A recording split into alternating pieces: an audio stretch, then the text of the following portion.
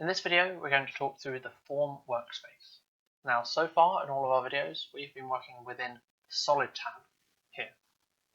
We've been using all these blue tools and defining everything by dimensions.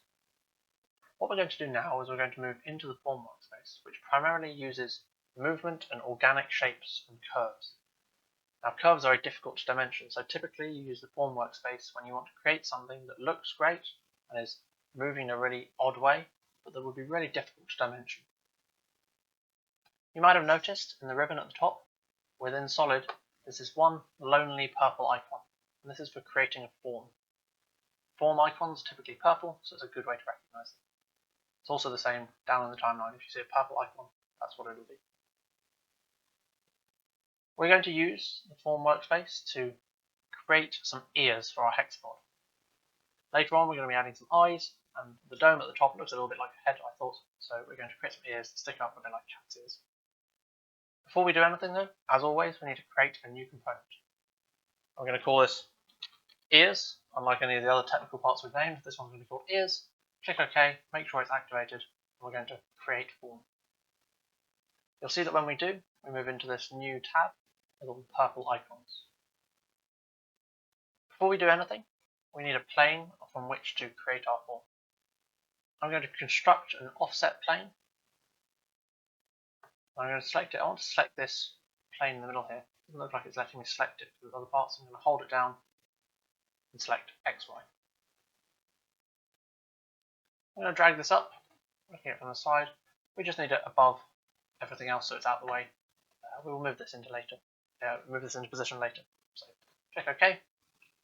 That gives us another plane that we can work on.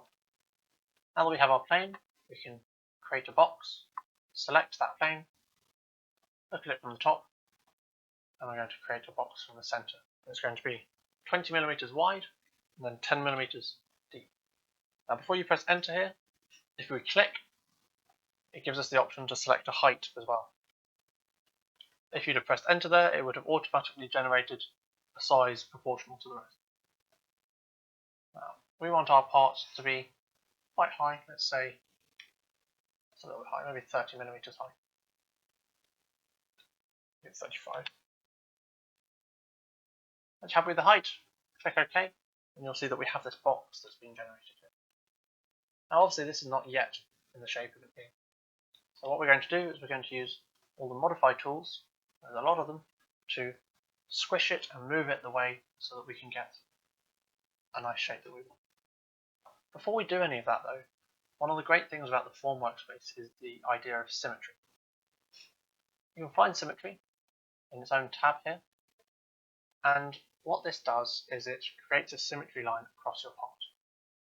Therefore, with the symmetry activated, if you move or change anything on one side of the symmetry line, it will also happen on the other. To create a symmetry, you select Mirror Internal, and you select two faces that are on opposite sides of your symmetry line. Once you have, you'll see this green line appear down the center. This is what we want, that's where we want our symmetry line. So that anything we do on the left will happen on the right. Once you're done, press OK. Now we can edit things and not have to worry about them being symmetrical. Now the main tool that we're going to use to move everything about is the Edit Form tool. You can find this within Modify, also the main icon. And what this allows you to do is select faces, edges, or just points, and move them or rotate them in any way that you want to. For example, I could select this face here, and I could move it out, and you can see how it pulls it out. What we're going to do is we're going to select, first of all, these two top edges. You can hold Shift to select multiple edges or faces, and this is what the translational cube looks like. You have a number of different options here, so we're just going to go through them quickly. Any of the arrows will move your part or move that point only in that axis. All three arrows have different axes. The squares will move in that plane, so I could move it in any way in that plane. The point will allow you to move it and scale it generally, and these lines on the outside allow you to scale in that plane as well. You also have your rotational handles, so you can really control anything about this. I'm just going to undo that quickly. I'm back to where I was. Again, I'm going to select these two lines, holding Shift to select both. And we're going to start by looking at the front. I often find it easier to look at certain sides at once and to edit them that way. So our ears want to be slightly more pointy than this box.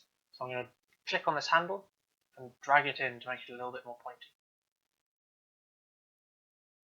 Now I should stress that this is going to be completely different for what you do than what I do, because as I said, none of this is dimensioned.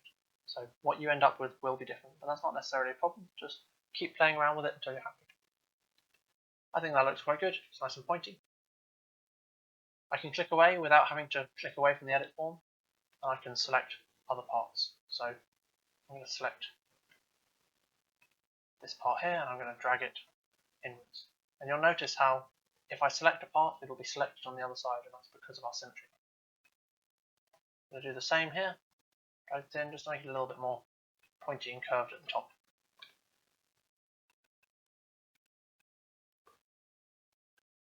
Now one of the key features is going to be the sort of bowl shape in the ear. So I'm going to click on this point in the middle, just drag it in as far as I can until you see I'm actually cutting through the wall on the other side, so I'm going to come slightly further. You can see we're starting to make this sort of bowl shape. Click away again, and ultimately all you have to do is just keep playing around with this until you're happy. There's no point at which it will necessarily be done. You just have to keep going until you're satisfied with the result that you've got. So what I want you to do is go away, spend a little bit of time just playing around with this edit form. There are a number of other tools that you can use. One of the good ones is the Insert Edge or Subdivide tool. Because we're manipulating faces and edges, sometimes you might want to control a space such as this a little bit more than you can at the moment because this part is so big. Once it's that big, you can only do so much to it. But with the Insert Edge or the Subdivide tool, you can split this up into more faces. Insert Edge, you select an edge, and it allows you to insert another edge parallel to that, and you can move where that is. Alternatively, Subdivide takes a face and it splits it into 4 pieces. You can even choose the exact number if you want, specify. You can choose the number of faces that it moves into.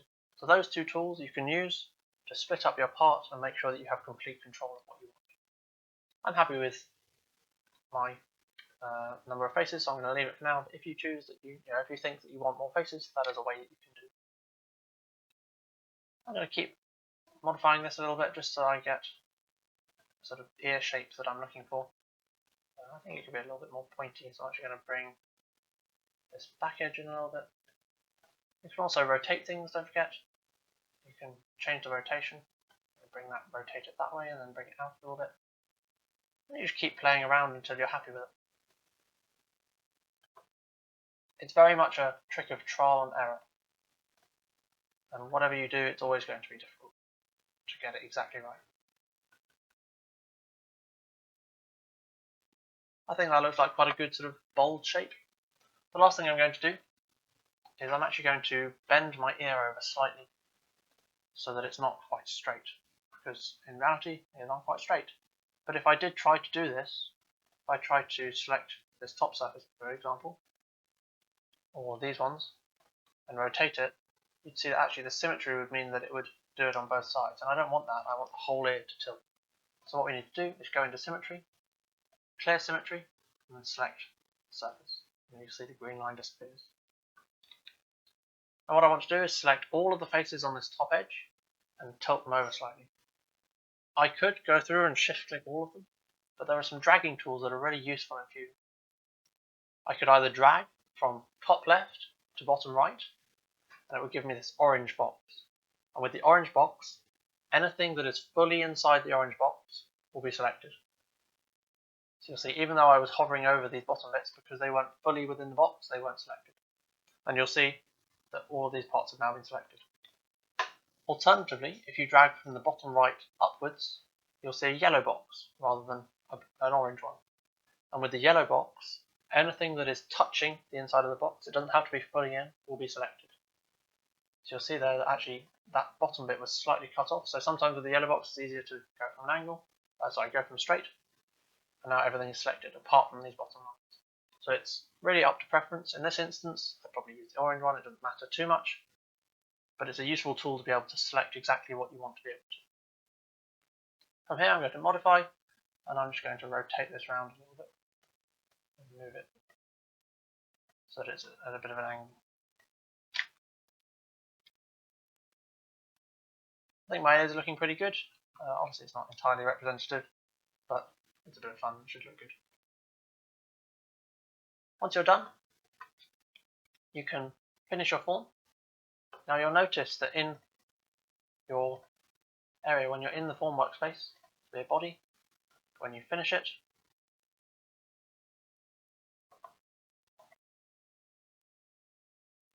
now you'll notice that in the browser,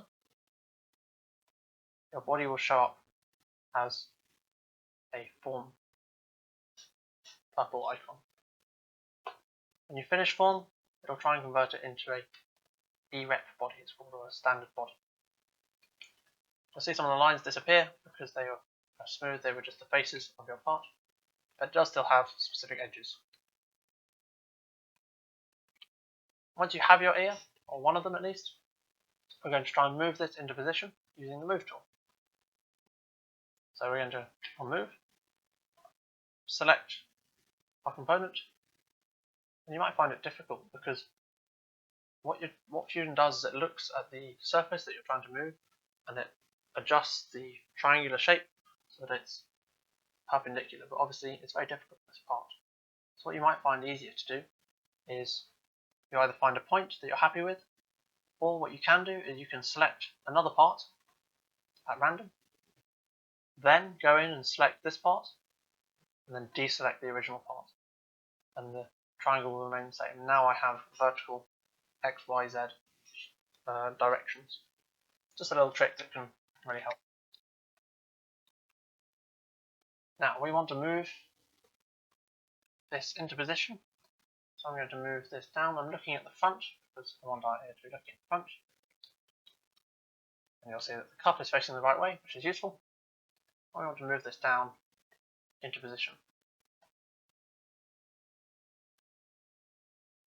I'm going to put mine in the middle there, I think.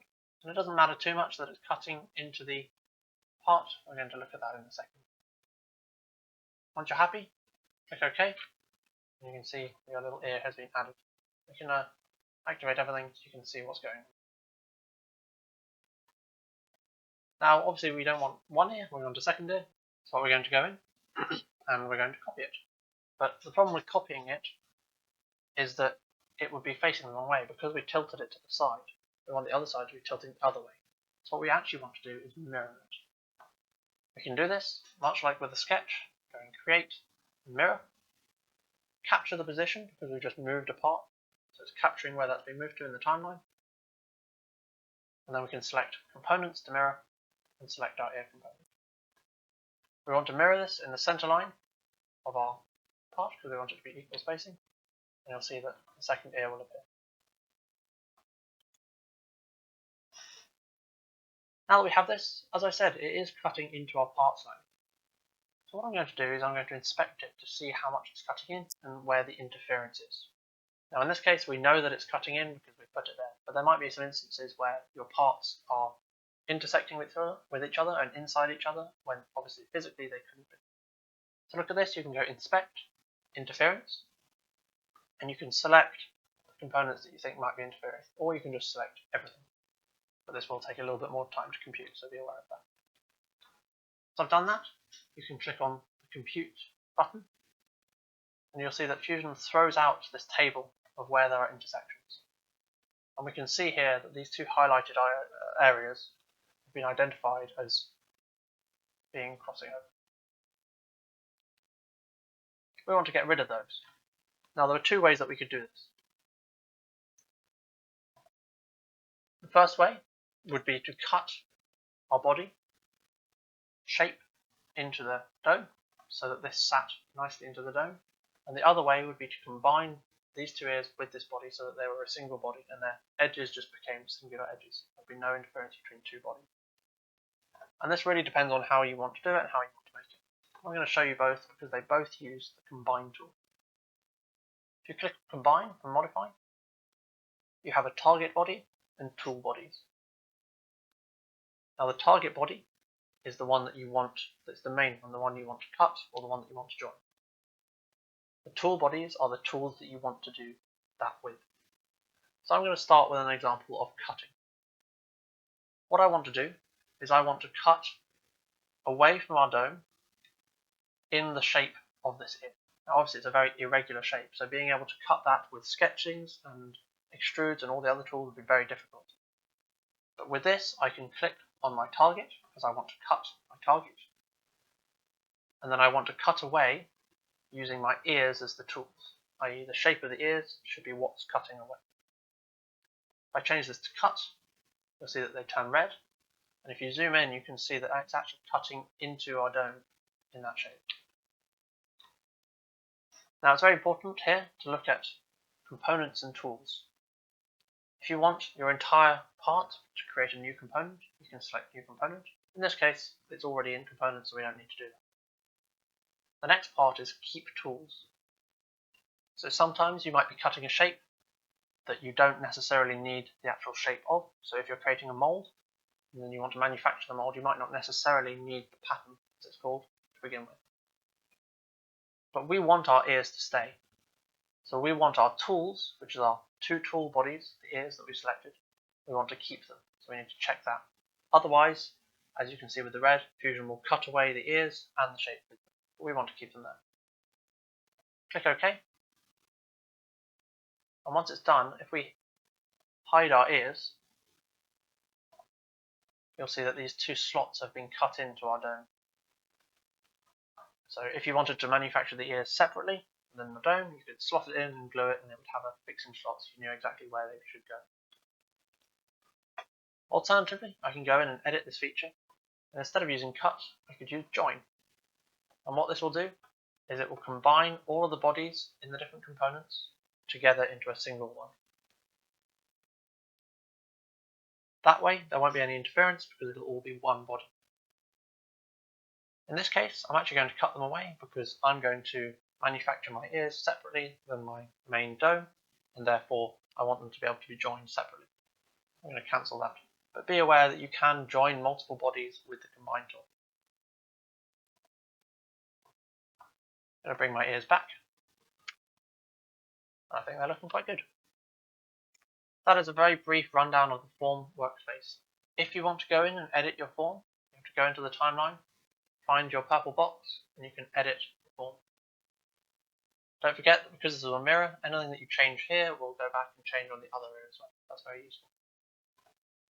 I would recommend spending a bit more time just fiddling around with the Form Workspace, trying to use the Edit Form tool to get the right shaped ear that you want. Spend as much time as you want. It's very much a trial and error issue. You have to go in and just keep trying with the different edges and lines and faces until you get the shape that you want.